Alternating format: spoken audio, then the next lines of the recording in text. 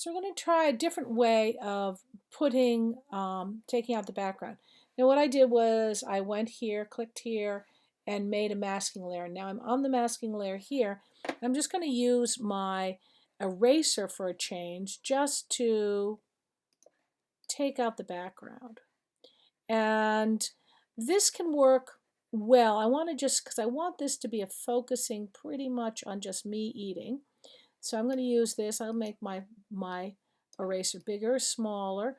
And the reason I'm doing it with the masking layer, so if I make an awful mistake, I can go back in and fix it, which is a very good thing. All right, so I'm going to go down here, and I'm going to get a little heavy duty. I can see it already around the head. So I'm going to have to go back in with a smaller, harder brush. And I'm going to paint in the areas that I got a little too crazy with. Where's my paintbrush? Where's my paintbrush? And I'll make this again a harder brush and smaller, which will allow me to paint back in my hair, paint back in the dog's nose, and then I'm going to go back to the eraser. I'm going to take out the dog here. A little crazy, and we'll come back in with the other piece. Okay, now I'm going to go with the eraser, the paintbrush, so I can get the dog back in the way I want him to be. So you're basically always just trying to get as much in there as you want. I want a little bit of edge on the dog, just a smidge. I'm going to go back out.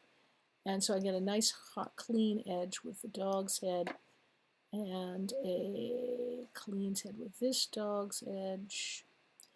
And this, I'm going back here and make it harder and smaller, and I'm going to clean up right, harder and smaller. You can see I can get it pretty specific with changing it back and forth and being in the masking layer. Make sure you're in the masking layer while you're doing this.